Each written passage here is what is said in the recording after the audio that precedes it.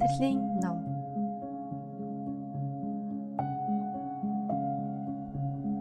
Амьдрал гэдэг агуу том сурах бичгээс сурч, судалж яваа бүх хүмүүсийн амьдралыг үзэх үзэл тэр бүр адил байдаггүй. Тиймээс тэр өөр үзэл бодлыг сонсон хамт ярилцах зорилготойгоор бяцхан сониуд зандаа хөтлөгдөн хийж буй ярилцлага, хэлэлцүүлгүүд маань Амьдралын ном подкастаар та бүхэндээ хүрэх болно.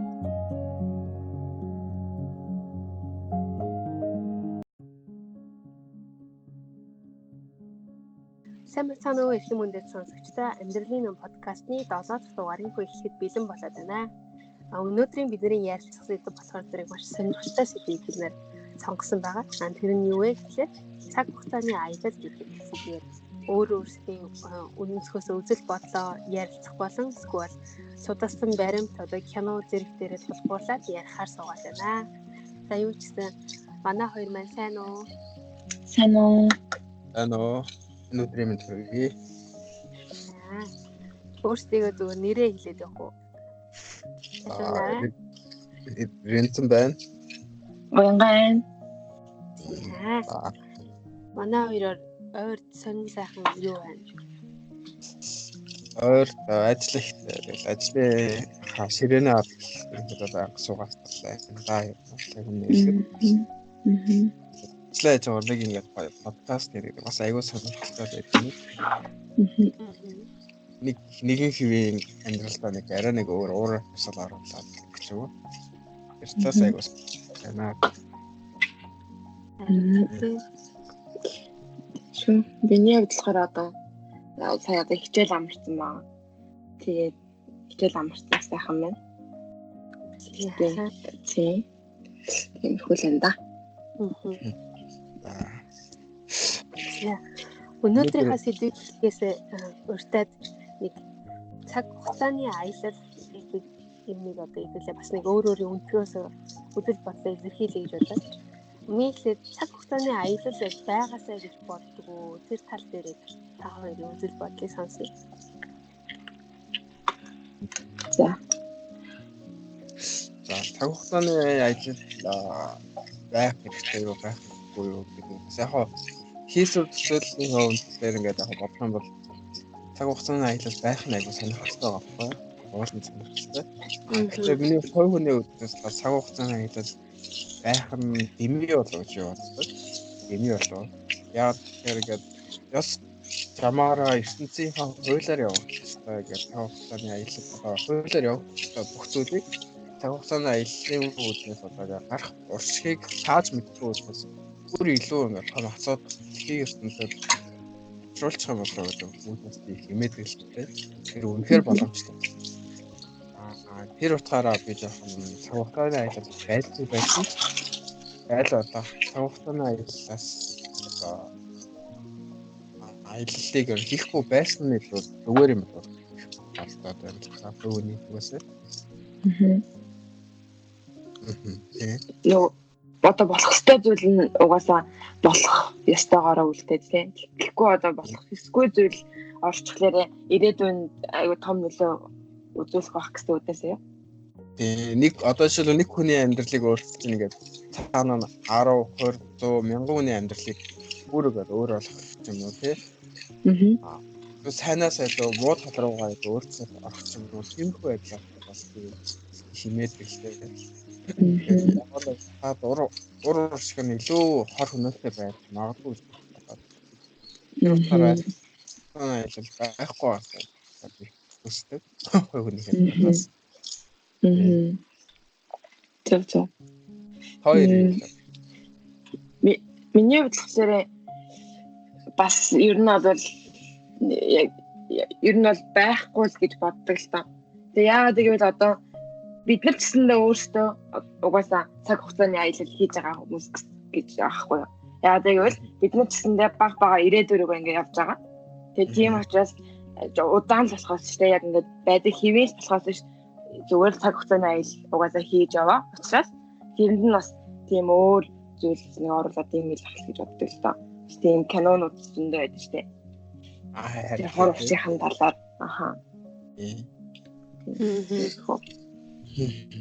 Зөв. Би болохоор яг хийсвэрээр зүгээр ингээд төсөөлөө цаг хугацааны аялал байгаасаа гэж боддог байхгүй. Гэхдээ нэг тийм дүрмтэй одоо жишээлбэл өнгөрсөн рүүгээ буцсан ч бай, ирээдүг рүүгээ буцсан ч бай. Одоо тэгтээ кино юм уу ямар нэг юм дээрээс харахаараа алдаагаа засчаад тэгээ тэн дээр харсан юм а буцаж ирж застаад тэгж явдсан шүү дээ. Тийм юм биш мөртлөө одоо зүгээр уулзах хүссэн хүнтэй зүгээр яг харахыг хий гэсэн юмудаа харангуутлаа буцаж ирээд тэр одоо ой санамж нь байхгүй мөртлөө зүгээр сэтгэлийн амьд юм гоё таашаалыг авчаад ирдэг. Тийм байвал бас окей болно гэж боддог байхгүй юу? Тэр ерөөдөө яаж цаг хугацааны аялалыг гэж ерөөдөө хувь хүн маань өөрөө яаж харлаагаас хамаараад ерөөдөө маш олон янзаар тодорхойлох гэж байна. Тийм. Ер нь бол сонирхолтой л нөгөө нэг бид нар ер нь бол хүн чинь яг хийж үзээгүй зүйлийн хадлаар ингэж хийх хүсдэг штэ. Тэгээ яг нөгөө нэг таашгүй яг нөгөө тодорхойгүй тийм зүйл ч юм уу. Тэгээ яг тийм талаас цаг хугацааны аялал гэдэг нь ерөөсөө яг нөгөө нэг тодорхойлогдсон яг бодит зүйл байхгүй байгаа учраас хүмүүс илүү сонирхдаг байх гэж бодож байна. Өөрөөсөө таамаг идэвшүүлээд. Тийм. Хүмүүс яг юу яадаг нөгөө миний бодлоор илүү сонирхолтой одоо өнгөрсөн дот ингэсэн бол илүү дээр хойцтой гэдэг үүднээс илүү хандаад өөрийнхөө илүү өөрийнхөө үлээ ханддаг шүү хүмүүс. Зүгээр хойцтой тийм учраас хугацааны аялал хэрэгтэй гэдэг бодлоо. Гэтэл тэгэхээр үйл хөдлөлийн дараах үр дагавар гэдэг нь ямар айхтар ямар ноцтой бас сайн бодлоо одоо тэгээд хэвч талаас нь харах юм байна. Тэгээд миний бодлоор цаг хугацааны аялал гэдэг нь аюул байдаг юм бол тийм байдлаар үйлчлэгээрээ хаалтаа. Тэгвэл гол ярианд хэвлэл эргээд орох уу? Тийм. За, визагийн маань хөтлөхөөр зэрэг цаг хугацааны аялал дээр юу бэлтжсэн бэ? Тэр талаараа бусдаагаа хуваалцах. Би болохоор ер нь хувь хүний талаас нь шинжилгээ ухаанд аюул сонирхсан байхгүй. Яг ухаан одоо орны бодлоо байгаль орчин дэлхийн нөө тайлбарлагдсан нөө гэж юм уу тийм докторгоо ертөнц тэр талаар аюул их багасаа аюул сонирхолтой байсан бүх хасаа. Тэр утгаараа цаг хугацааны аялал гэсэн яг энэ брэнд ирэхэд багтдаг юм сонирхолтой юм. Тийм учраас өмнө нь ч гэсэн ерөөдөө цаг хугацааны талаар ерөөдөө маш их ном сэтгүүл хүмүүсээ ярилцлаа. Тэгээд бодод цаг хугацааны талаар онол эрдэмтдийн баталсан томьёо гэдэг ч юм уу янз бүрийн шинжилгээ ухааны адил үндэслэлтэй байх хэлээ бол хамтыг хүсэж ирсэн байхгүй юу? Тэр утгаараа ингээд цаг хугацааны аялал гэж яг юу юм бэ гэдгийг хүмүүстэй би ойлгуулах талаас нь ярихыг хичээж чинь өнөөдрийн хаягаар яг судалсан мэдсэн дээрээ тулгуурлаж ярьж байгаа. Хүмүүс болохоор цаг хугацааны аялал гэдэг нь болохоор ингээд одоо 100 жилийн өмнөх рүүгээ очиж 100 жилийн дараах руу очих гэдэг талаас нь ихэд боддог юм шиг санагдсан.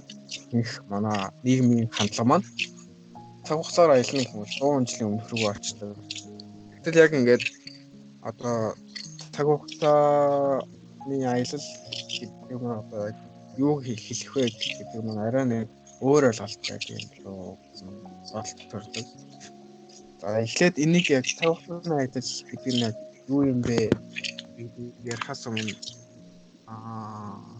харварстэнс дээр байдаг цаг хугацааны талаарх онолуудыг яриул илүү зүг юм гэж бодож байна. За цаг хугацаар аялах ерөнхийдөө боломжтой гэсэн үг ерөнхийдөө цаг хугацаар аялахад ерөнхийдөө ийм онолууд байдаг гэсэн нэг үгэмэл нэг 4-5 ертөнцийн хууль онол байт юм байлээ. Тэр дотроос хамгийн ихнийх нь Einstein-ы Rosen-Bridge буюу одоо wormhole гэдэг. Wormhole бүтний нөхөр. Тэгэхээр цаг хугацаар аялахын тулд бүтний нөхөр дамжин явах ёстой гэсэн нэг тийм санаа энэ онолын ард байдаг. За энэ онол нь болохоор манай Einstein-ы баталсан харилцангуй онолоор хэрэг тайлбарлагддаг. Гэхдээ яг Einstein өөрөө ингээд цаг хугацаар аялах нь энэ нөхөр аялаж болох хэдий боловч хүн төрөлхтний хувьд физик байдлынхаа хувьд бол боломжгүй маа гэдэг дүгнэлтэнд хүрсэн байлээ. Нүрсэн. Тэгэхээр хүний хувьд бол яг нь цаг хугацаар аялах нь боломжгүй зүйл болж байгаа. Хайр зурнаас тайлбар хийхэд болно гэсэн. Энэ онд нь болохоор гэрлийн хурд. Цаг хугацаар аялахын тулд аль бол гэрлийн хурдтай дүүтгэх хэмжээний гэрлийн хурдны 90% хэмжээний хурдтай явж байж цаг хугацаар аялах боломжтой гэсэн таамаглал байт юм лээ. Мөн адилхан Einstein-ы харьцангуй онолоор батлагддаг ерөөхдөө тайлбарлагддаг гэсэн зүйлээ. Гэрлийн хурдаар явхад хүний масс болохоор ингээд 0 байдаг учраас ерөөхдөө цаг хугацаар аялах боломжтой гэж байна. Гэхдээ цол найдлах физик нэг шинжээний хувьд хүний бие гэрлийн хурдыг хязгаарч авч дийлэхгүй гэдэг байна. Тэгээд ойгоноогийн хүн төрөлхтний хөгжлийн хувьд гаргахад гэрлийн хурдтай адилхан технологиг бол бүтээх ямарч боломжгүй. Хойшлын 100, 200, 300 жилдээ яг яах юм гэхгүй боловч яг өнөөгийн нөхцөл байдал дээр яг ийм хэмжээний хурдтай аялах нь ямар ч боломжгүй гэдэг зүйлсэнд хүрсэн юм билээ эрдэмтэд. За тэгээд дараагийнх нь болохоор ингээд айгүй олон бас онолууд байдаг. Одоо жишээлбэл Infinite Cylinder гэдэг ч юм уу ингээд орон судлаач Frank Tipper гэдэг хүний нэг онцлог тэр нь болохоор ингээд ертөнцийг ингээд Infinite Cylinder маягийн урт хоолой ингээд ертөнцийг тэр нь хэлсэн. Тэр хоолойд нь орох юм бол ингээд нэг цагаар нөгөө цаг руу ингээд амархан хүрэх боломжтой гэсэн онол байдаг. За мөн хамгийн бас алдартай нэг онол нь болохоор хар нүхний онол. Хар нүх маань өөрөө ингээд асар өндөр татах хүчтэй ингээд бит ертөнцийг гэрлийг хүртэл өөртөө ингээд уусан татах, өөртөө шингэх юм чадaltaй асар ингээд хүчтэй битгүй. Тэр утгаараа хар нүхний ойролцоо ингээд хар нүхтэй ойртох төдий цаг хугацаар аялах магадлал их эсвэл цаг хугацаар аялах боломжтой байдаг энэ ертөнцийн хэлээр. Яагаад гэвэл цаг хугацаар аялах гэдэг нь хоёр зүйлээс хамаарч байдаг. Нэгдүгээр хурд, хоёрдугаар татах хүч. Энэ хоёр зүйлээс хамааралтайгаар цаг хугацаар аялах болохгүй нь тодорхойлогддог. Харин хар нүхний ойролцоо Монгол асар татах хүчтэй, асар хурдтай ингээд явдаг нэ бүх бит хар нүхний ойролцоо. Тэр утгаараа цаг хугацааны аялал барах боломжтой гэсэн таамаглал байт юм лээ. Одоо жишээлбэл Stephen Hawking манай бас тэгж таамагладаг. Хар нүхний ойролцоо ингээд самтрын гэдэг онгоцоор явах юм бол маш хурдтай эргэлздэг. Тэр хурдны болон хар нүхэнд татах масс, татах хүчний хэмжээгээр цаг хугацааны аялал яах нь цаг хугацааны аялал их боломжтой үздэг юм лээ. Гэхдээ Stephen Hawking маань яг амьд хоёр үед тэр талаар айгүй их судалгаагаар ингээд зэн байдлаар ингээд тодорхойлж чадаагүй ингээд өнгөрсөн. Ерөөдөө тийм боломжтой гэсэн таамаглал төвшүүлжээ. Баталж чадаагүй. Ерөөдөө баталж чадсан хүн олох нь бол яг ихэнх бол байхгүй боломжтой юм лээ. Тэнгүүд за мөн Cosmic String гэдэг бас нэг тэр нь болохоор ингээд бас одоо мэдрэлийн систем шиг ингээд хэлсэн тийм сүлжээнүүд сансраар ингээд татсан байдаг. Тэр сүлжээгээр дамжуулаад цаг хугацааны аяллыг бас боломжтой гэсэн санаанууд байдаг юм лээ. Энэ саний хэлсэн санаа дондор хамгийн одоо хүмүүсийн одоо төвөөмөл мэддэг хамгийн боломжтой гэсэн нь хар нүхний онол болон бүтний нөх энэ хоёрыг илүү их анхаарч үздэг.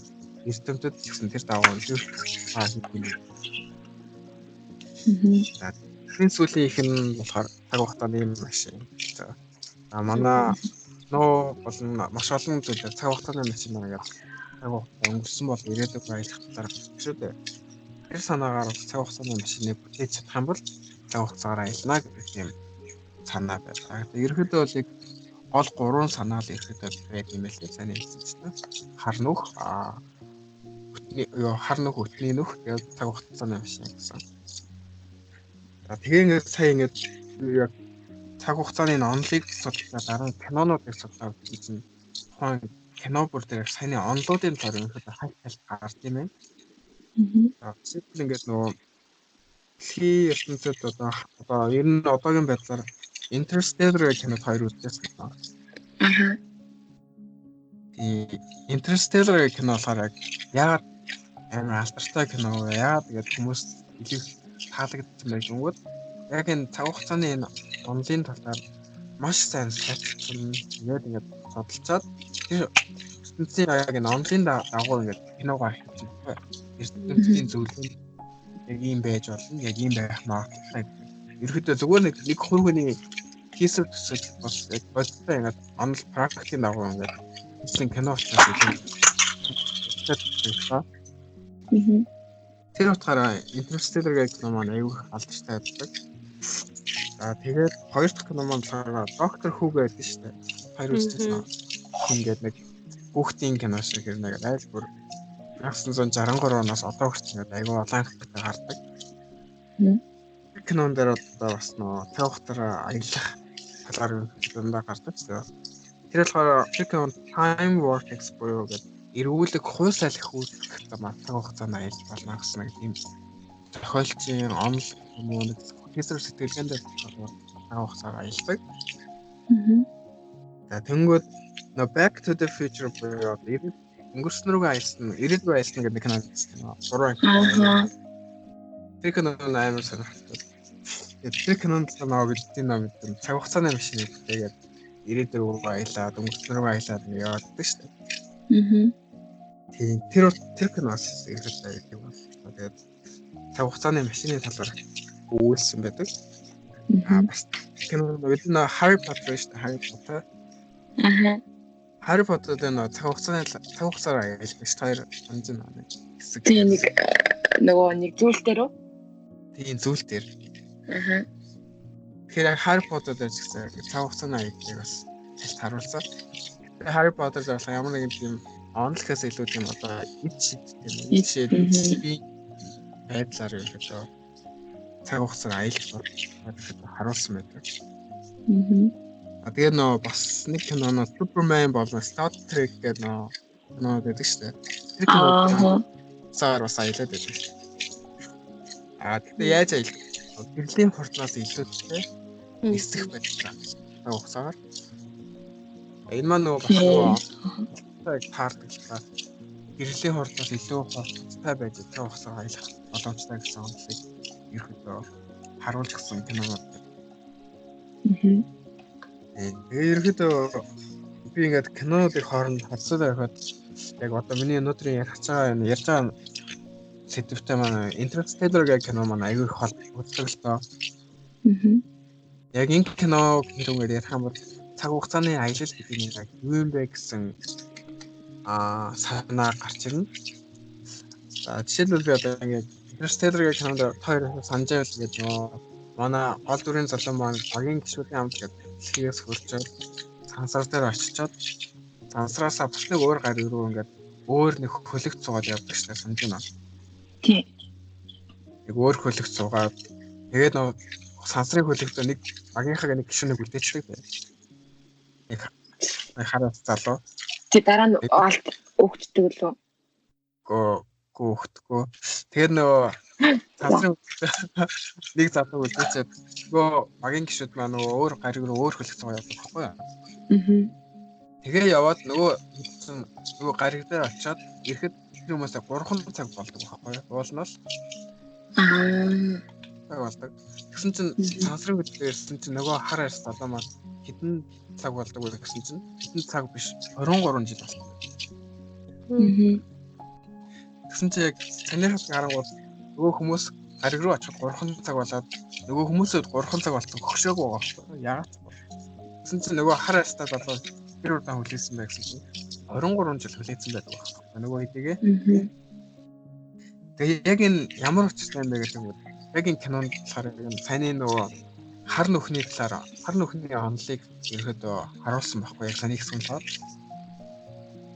хар нүхний онол хэсэг нь бол одоо түрүүнөө очсон тэр гариг маань хар нүхний ойролцоо байдаг гариг юм л дээ. Хар нүхний ойролцоо байгаа учраас нөгөө гариг дээр одоо үйлчилж буй цаг хугацааны одоо хууль маань нэг тэс өөрөөр үйлчилдэг. Тэр гаригаас сансрын хөдөлгөд сансарт байгаа шүү дээ нөгөө хөдөлг маань болохоор. Тэр хөлөгт байгаа хүмүүс болохоор онд маань бас нэг өөрөөр үйлчилдэг гинэ. Дөнгөд нөгөө гариг руу авсан нөгөө хүмүүсийн болохоор ингээд цаг хугацаа маань асар ингээд хурдан өнгөрчдөг байгаа байхгүй яа. Хар нүхний ойролцоо учраас хүүхдүүд хурдтай явагддаг. Бас татах хүч нь асар өндөр байдаг учраас ингээд ерөөхдөө тухайн хүмүүсээ цаг хугацаа айгүй хурдан өнгөрдөг гинэ. Харин нөгөө хүмүүс цаг хугацааны хурдан өнгөрч байгаа учраас 3 цаг бол маш хурдан өнгөрч байгаа байхгүй. Харин нөгөө сансарт үйлчлэл манай нөгөө хүмүүс болохоор тэр хуулиас хэл өөр одоо тухайн орчин байгаа цаг хугацааны хуулийн дагуу захирагдаа явж байгаа учраас айгүй удаан өнгөрсөн гинэ цаг хугацаанд. Тэгээ ингээд нөгөө залуутай яриа уулзсан. Нөгөө залуу маань 23 жил болсон хөшөрсөн.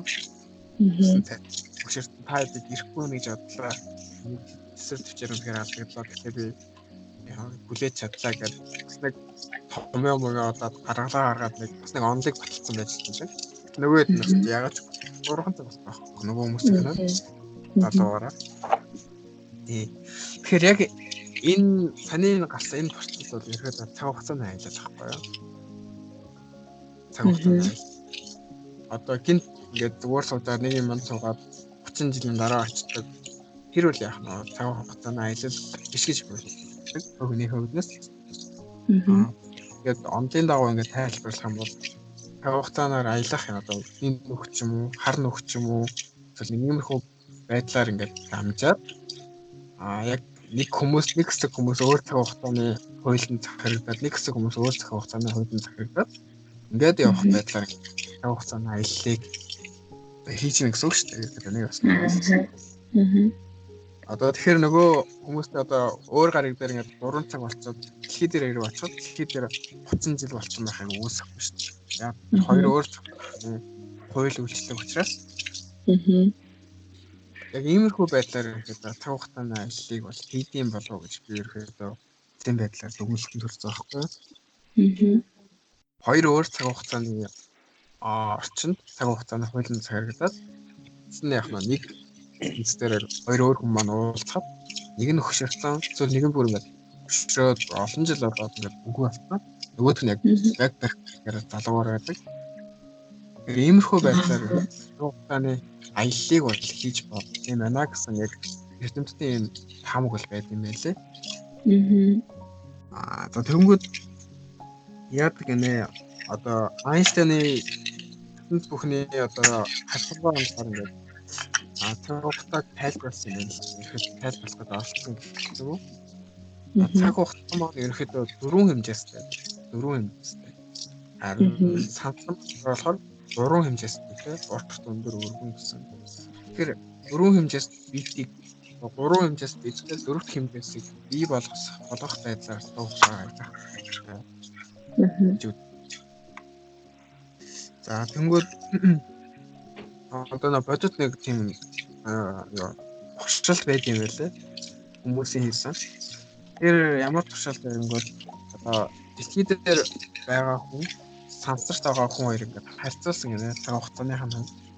Аль нь цаг хугацаа илүү удаан явж байгаа, аль нь удаан хурдан явж байгаа гэдгийг тэр яаж харьцуулсан байнгут яг хоёр адил цаг одоо дэлхий дээр байгаа нэг хүн нөгөөд өөцөө сансрын хэсэгчд нөгөөд ингээд сансрын одоо станц нь шүү дээ байгаа хахаа гэдэг юм.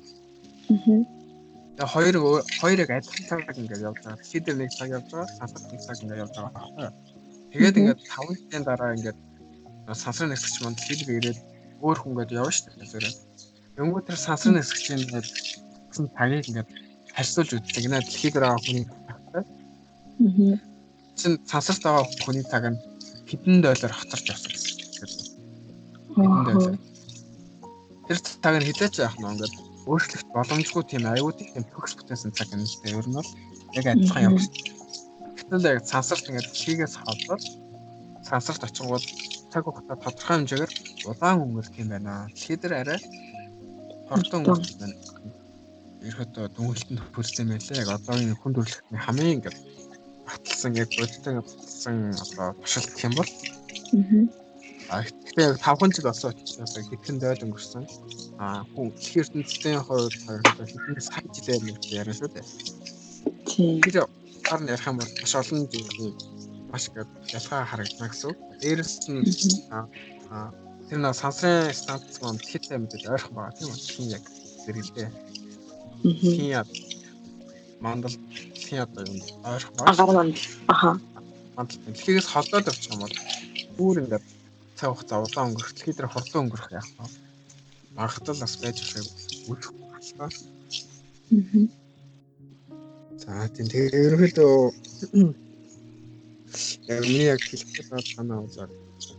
Цаг хугацаар аялна гэдэг нь яг шууд 30 жилийн дараа ч юм уу 30 жилийн өмнө рүүгээ шууд очихыг хэлэхгүй юм болов уу гэж ойлгоо.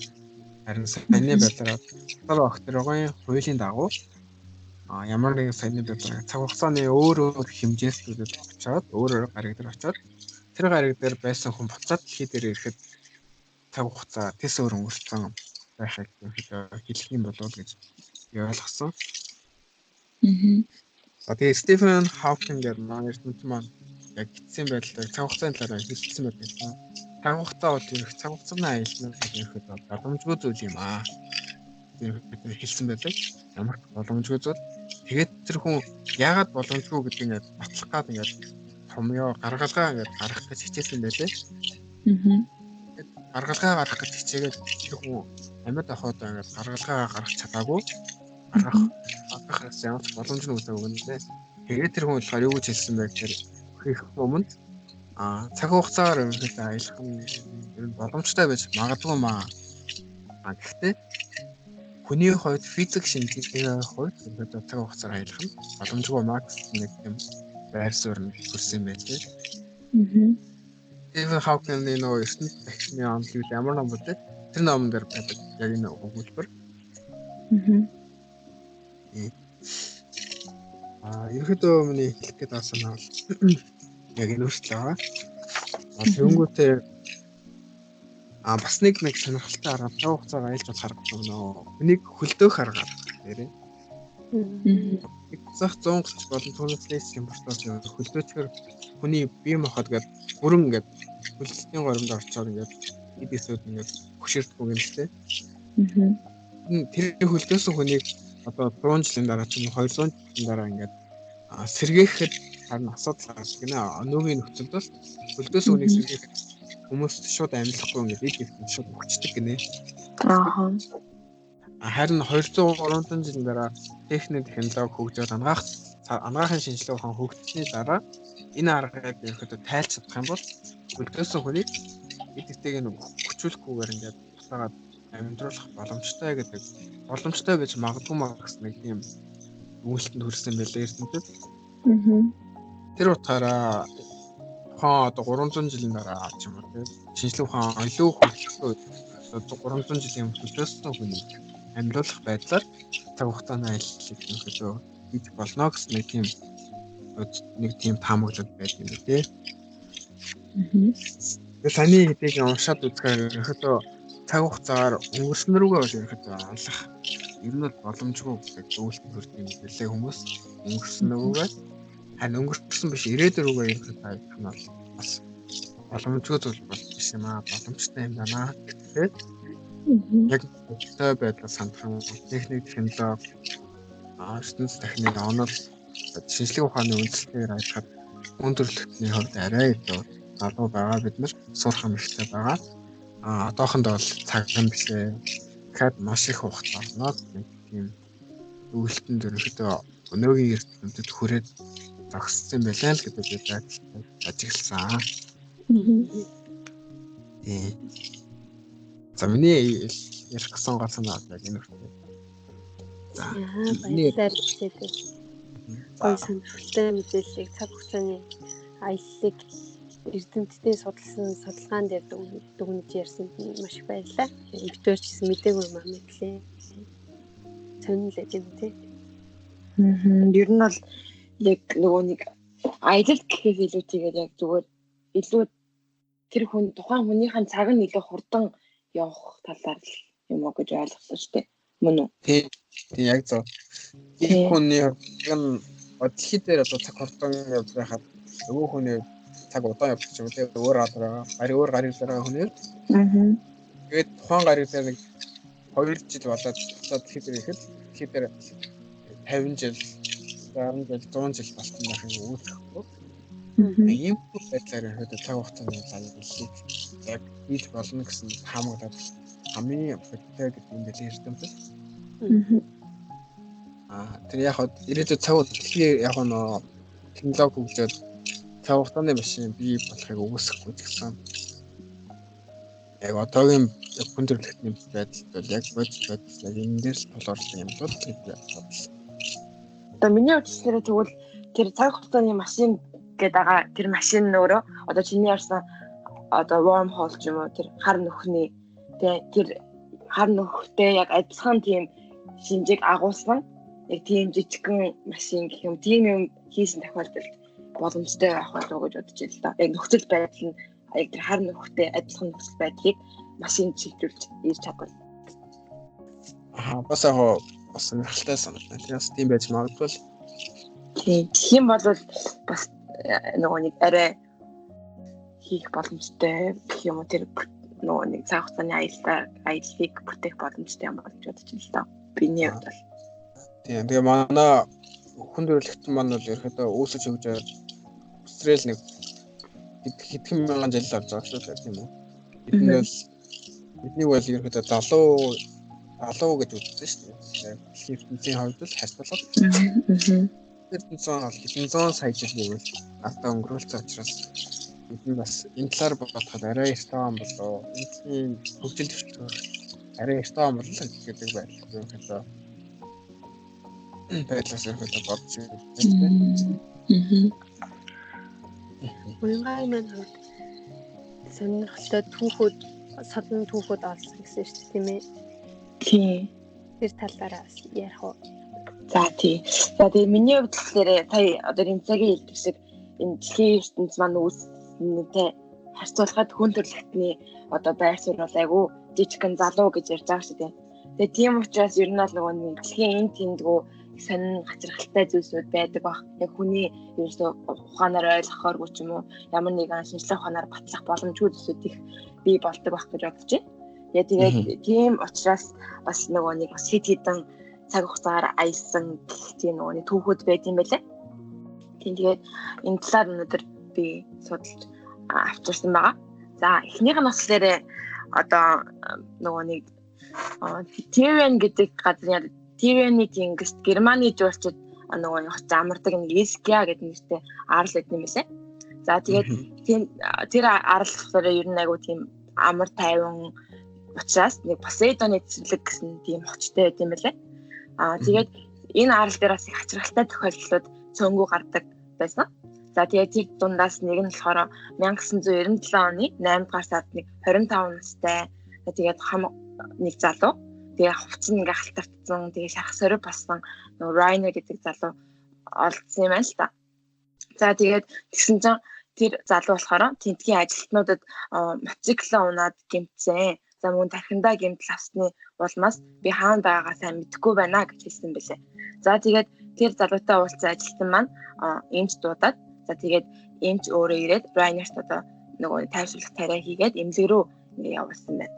За тэгээд эмнэлэгт очсныхаа дараа нөгөө залуугийн бие нь ингээд иш сайжраад тэгээ өөрийнхөө овог болон за мөн буудалсан зочд буудлынхаа тухай тэр эмчнэрт ярьж гисэн байгаа. За тэгээд хамгийн хачирхалтай зүйл нь юу гэхээр тэр залуугийн буудлаж байсан гэж байгаа тэр буудлуу ингээд залгаж үзсэн юм л та. Яг тэгвэл хаанаас ирсэн гэдэг мэдэхгүйс учраас тэгээд залгаж үзсэн чинь тэр одоо буудал нь байсан. Гэхдээ тэнд Reiner гэдэг залуу бол байгаагүй гэж хэлсэн байна. За тэгээд харин цагдаагийнхан болохоор нөгөө нэг сонирхолтой зүйл олж мэдрүүлсэн нь юу гэхээр 1981 онд тэр буудалд нь Reiner гэдэг овогтой герман жуулчин буудалж байсан гэсэн нэг тийм мэдээлэл ирсэн байгаа хгүй. Тэгээд тэгсэн чи яасан бэ гэхээр тэр 1981 онд болохоор тэр Reiner гэдэг залуу гинт алга болчихсон. Тэгээд тухайн үед яг түүнийг 90 сурвалжлаад тийм ажлыг эхлүүлсэн гэсэндээ олдоогүй учраас тэрийг одоо нөгөө нэг зугаалж авч байгаа тэнгис живсэн гэсний дүнстэнд орсон байлээ. За тэгээд гэр бүлийнхэн гэсэн дээр айныг нас барсан гэж тооцоон гэсэн нэг тийм зүйл байгаа.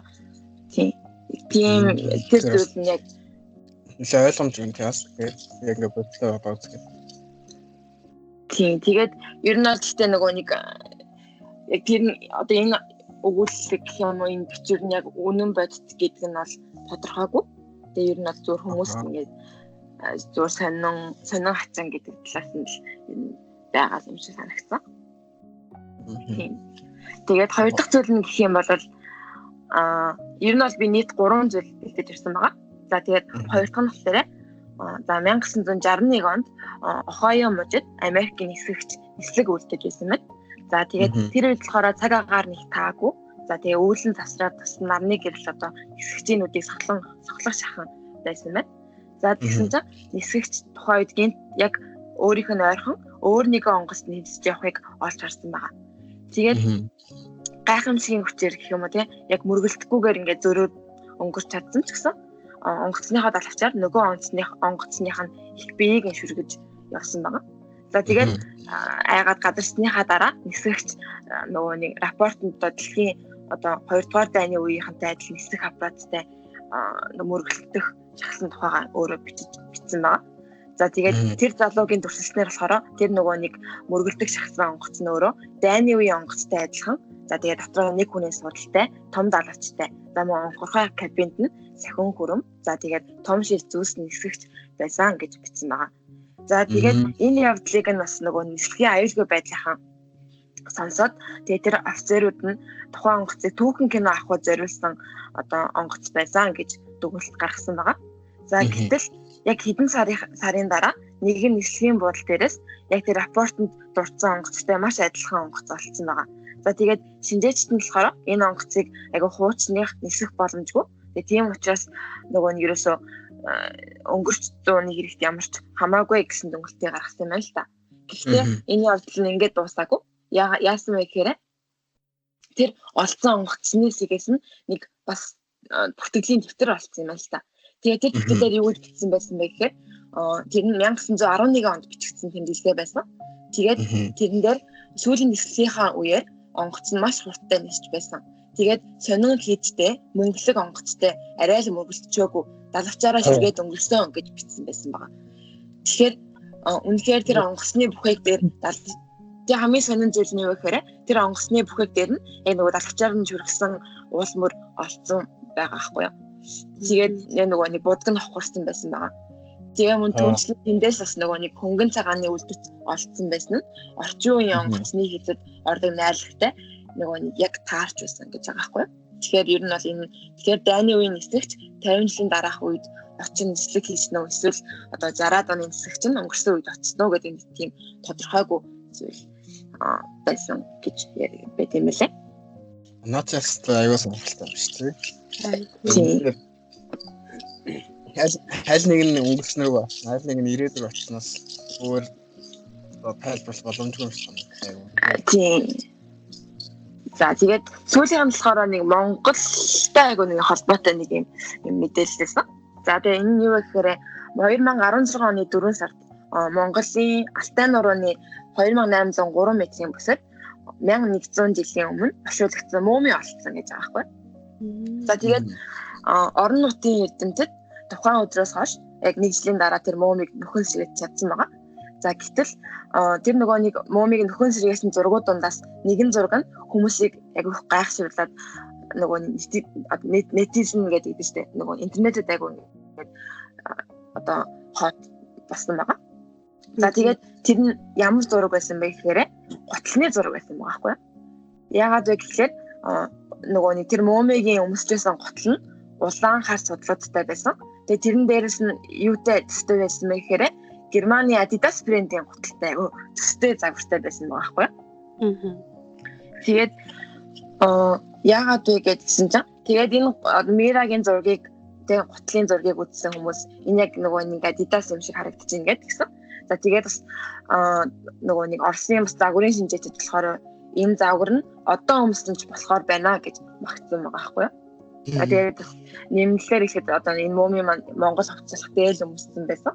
За тэгээд хажуунаас нь ойдлын багаж хэрэгсэл тэгээд уут ч юм уу тийм ойдлын дагалдах хэрэгслийг дурснаас нэгээд хамт олборлсон байсан гэсэн нэг юм түүхүүд байгаа. Яг Монгол одоо бас орчин Монгол хүмүүс тэгсний эрт үе рүү тавхаараа ирсэн. Тийм айгу сонирхолтой байна. Өнөө эцэстээс өмссөн одоо нэг өдөөний залуу эсвэл нэг залуу өнгөрсөн рүү аялаад эндээ хатаа байж магадгүй гэсэн.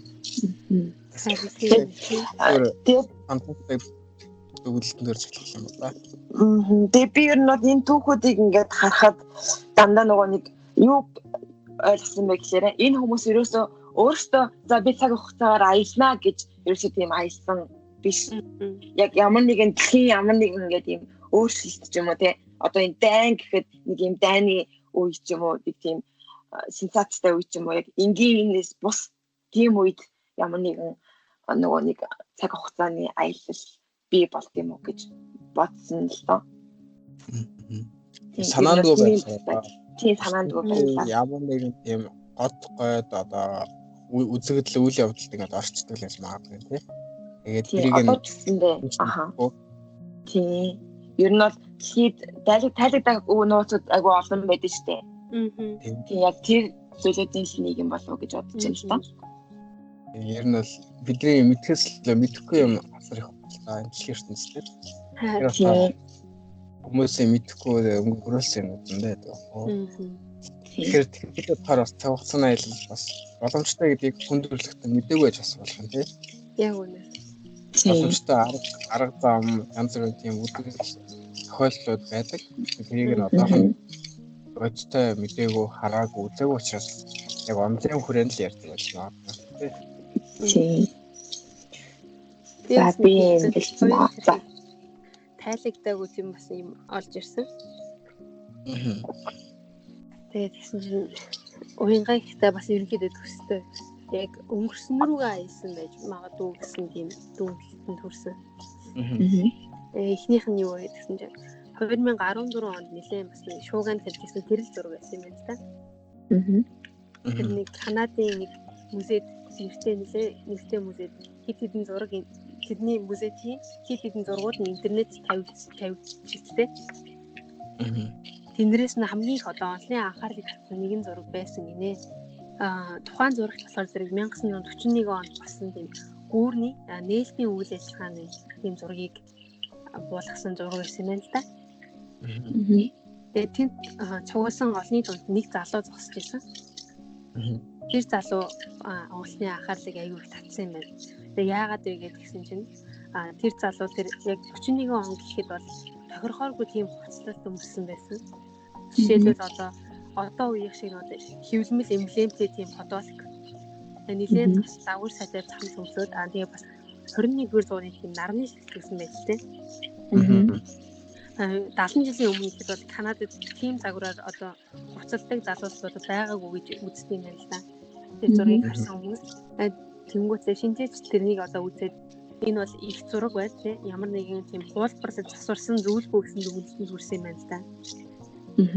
Тэр одоо өөрөөр хэлбэл одоо ирээдүгээс ирсэн залуу үнээр одоо тэр гэрэл зураг авах үед байж таарсан уу гэсэн таамаг тэр зургийг их зураг гэдгийг баталснаас хойш тийм бодит болж ирсэн юм байна. Тэгээ бас нэг өөр нэгэн гайхалтай татж байгаа зүйл гэхээр бол тэр залууны гэрэл зургийн аппарат байсан байх юм байна та. Тэр аппарат нь болохоор зэрэг яг 1941 онд Kodak гэдэг нэг аппаратны брэнд байдаг шүү дээ. Тэрний зургийн аппарат нь бол гаргахын хувьд бол гаргадаг байсан чиг яг тэр залуугийн шиг тийм авсаархан жижигхэн аппарат бол гаргаж арайхан илгээгүй байсан юм байна. Бас тийм яг тухайн үед одоо 70 жилийн өмнө тийм нарны шил зүүдэг хүмүүс одоо бараг байгаагүй гэсэн чиг мэрэгчлэнүүд бас нэг 30-аад оны сүүлээр уулзад тийм төрлийн шил бас зүүж хийсэн гэдэг юм гаргаж ирсэн байна. Тэнгүүт тэр нарны шил бол боломжтой байж болох юм гэдэг бас нэг таамаг гарч ирсэн. Гэвч тэр аппаратн дээр л гол чөлбөгцөл өгөөд байгаа юм байна лээ. Тэгээ яг бас тэр эмблемтэй цамц гэсэн шүү дээ. Одоо бидний өмсдөг Adidas эмблем ч юм уу зүгээр нэг хэвлэлцэн эмблемтэй цамц гэдэг шүү дээ. Яг тийм цамц байсан нь тухайн үед бол ямар нэгэн тийм одоо эмблемээр тэгж яг хэвлэлэг үе байгаагүй. Зүгээр одоо хүүн даав материалаар хийгдсэн эсвэл зүгээр нэг хатгаж ойсон тийм нэхмэл цамц эмблемтэй тийм цамц бол байх боломжтой. Гэвчиг тийм хэвлсэн эмблемтэй цамц бол байх боломжгүй гэдэг бас нэг гаргалаа гарч ирсэн юм билээ. Тэгээд энэ зургийг ингээд бусад хүмүүст үзүүлээд ингээд судалгаа авсан чинь яг 60% ирээдүгээс ирсэн гэж үзсэн юм байна.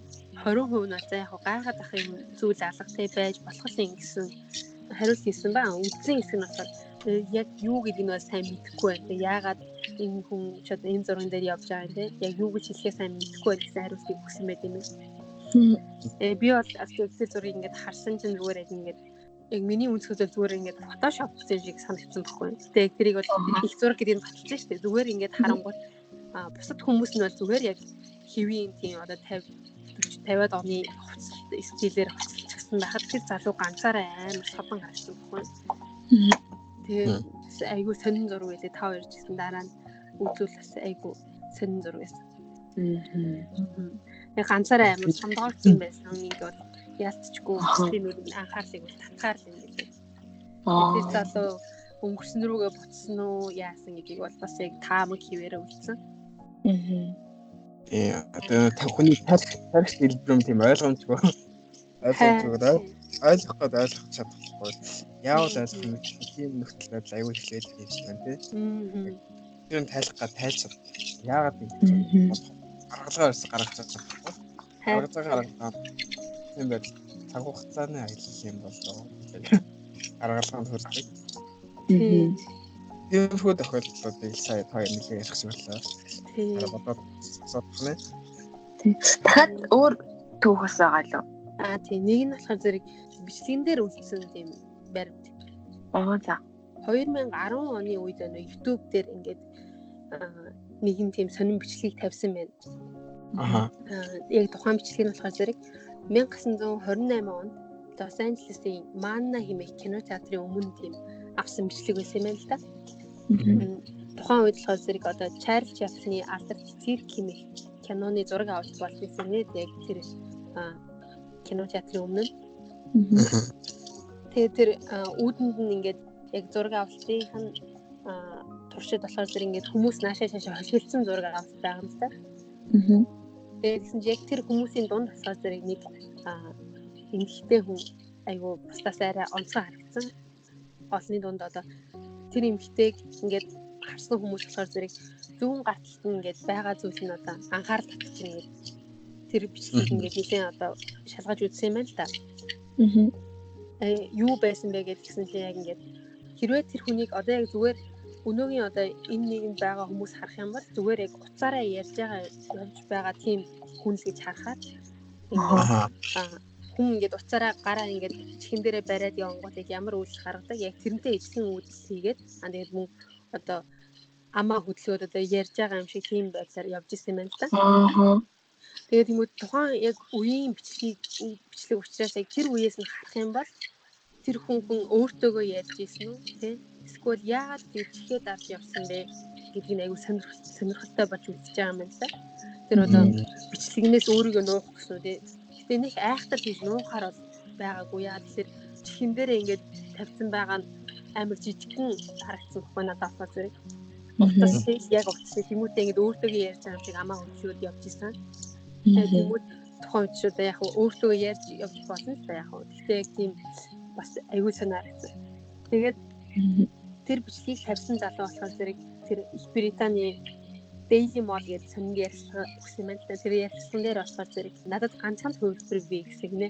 Энэ бичлэг талаар цаг хугацаагаар аялсан юмтэй гар утсаараа ярьж өөрсдөө харалтаа гэж хэлсэн байдаг. Тэгээд тэр Clark гэдэг залуу тэр бичлэг тавьсан. Тэр жил гарan тэр судалсан гинэ тэр бичлэгийг. Эцсийн бүлэгт эмэгтэй чихэндээ гар утас барьсан байна гэсэн дүгнэлтэнд өөрөө хүрсэн байт юм байна. Тэгээд танилуд болон найзуудтай ингээд харуулсан чинь бүгд бас яг тэгж харсан гинэ. Гар утсаар ярьж байгаа юм шиг ингээд. яг хуу энэ Эрдэмтэд бол мэдээч эргэлзээ шүү дээ. Тухайн үед цаг хугацаагаар аялаж байна гэж угаасаа байхгүйгээд айгүй тийм олон дүнэлт гарсан байхад гинтхэн тийм бичлэг гараад ирэнгүүт. Тэгэл бас нөгөө нэг яг байж болох магадлалуудыг гаргаж ирэх юм л та.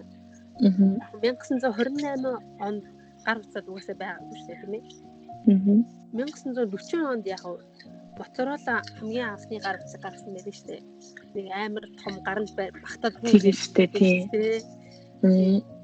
тийм утас гаргасан байхад одоо 28 онд тийм жижигхэн гар утсыг бариад явж байгаасаа бас зэрэг цаг хугацаагаар тэр эмэгтэй ухарч очсон уу гэдэг бас таамаг хүмүүсийн тийм эргэлзээнд донд бас үлдсэн асуулт байдсан тийм. Бас нэг бусад хүмүүс болохоор тэр бичлэгийг үзээд тэр YouTube тавьсан залуу ямар нэгэн байдлаар тэр бичлэгийг янзсан байж магадгүй тэр нэг бусдын анхаарлыг татах гэж бас нэг таамаг гаргасан байл юм байна.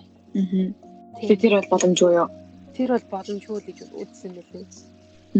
Тэр одоо яг юу болж үзсэн бас мэдхэргүй нэг таам үзэхгүй бас нэг бичлэг тавьлаад YouTube дээр бол байгаа Charles Chaplin тэр гээд тайгаад үзсэн юм байна.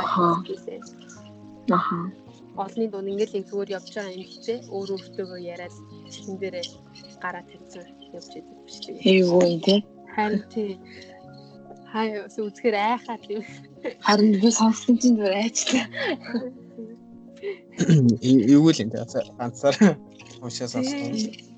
Ганцаараа чихэн дээрээ гараа тавиад ярьж явна ч бас сонир. Харин тий амар Ачаа. Тоосоо айсан түүх биш, аимшиг түүх биш. Үсгээр тэр бичлэгийг үзээд юу айгаад. Харин би одоо сонсож байгаад байна. Ятгад нөгөө хард үрстэй болохоор яг сайн нөгөө харагдахгүй болохоор тэгээд. Одоо тийм horror түүх ярьж гисэн баярлаа. Цаг хугацааны аялал гэдэг бол хараахан тэгж тайлагдаагүй зүйлүүдийн нэг болоод үсгийн хിവэрээ. Ерөнхийдөө өнөөгийн яг хүндрэлтэй нөхцөл байдал бол цаг хугацаагаар аялах талаар бол тайлж чадахгүй л гэж бодлоо. Ирээдүйн дахиад 100 жилийн дараа яг юу юм бэ? Гэхдээ хэдэн зуун жилийн дараа гэхэд манай дэлхийн ертөнцийн маань орчин тогтнож байх уу, тогтнохгүй байх уу? Улс орон амар амгалан байх уу, байхгүй юу? Бүр асуудал айгүй их л байгаа. Тэгэл яг тэр өөртөө хүн болгон дор дороо хамгаалах биш үү гэж орж яхаас өөр ямар зарагдсан. Гэтэ хоёрын хувьд тэр цаг хугацаагаар аялдаг байсан бол ер нь аялах байсан ер нь хаашаа өнгөрсөн рүү юу ирээдүйн ер нь хаашаа аялах вэ? Аялна гэж бодож байгаа боломж байсан бол аялаа гэдэг. Яг ирээдүг бол нэг сонирхохгүй байна би л. За. Өнгөрсөн рүү бол бас явж болох л юм. Гэтэ яг одоо нэг амар сануун дээр гардаг шиг бай тэр хаалтайгаа ингэж зассан юм гэсэн юм тийм биш зүгээр л одоо яг очиод бүр ингэж баг үе ч юм уу тэр үе сандгүй шүү дээ зарим үе. Яг тэр үе дээр очиод ингэ гоё ингэ баг зүгээр хажуунаас нь хараад суухаар ч юм уу тиймэрхүү юм бас байж болох юм шиг байна. Ирээдүг бол яг зүгээс өөрсдийнхөө зөв замаараа тэгэл зөв амьдралаараа амьдрах юм бол тэгээд бүх юм окей болоод явах юм чи. Уянгай. Би болохоор зүгээр л бас нөгөө нэг хой хүн талаас бол хэрвээ ингэж боддог л та. Айгу инээдтэй жаад үлдээ. Яг одоо энэ бодож байгаа бодлороо ингээд баг болчих юм бол ингээд хичээлээ сайн ингээд одоо сайн болчих юм. Нэг тийм зүгээр л инээдтэй нэг бодож байна. Тэгээ одоогийн бодлоор явах хэрэгтэй л та. Одоо бодож байгаа санаагаараа. Тэгээ санаатай гарах байх л та. Тийм Линцэгийн бодож байна. Би болохоор нөгөө юу яа. Хэрэг үнэхээр боломж байдаг ингээд цаг хугацааны машин ч юм уу тийм гарч ирээд хаашаа явах вэ гэж асуух юм. Би 2000 жилийн өмнө зүгээ. Тэгвэл бүр ингээд dinosaurs-ийн ерөн галын үеийг очих гэсэн. Аха. Ер нь яг өнөөгийн нийгэмд нэг сонд байна.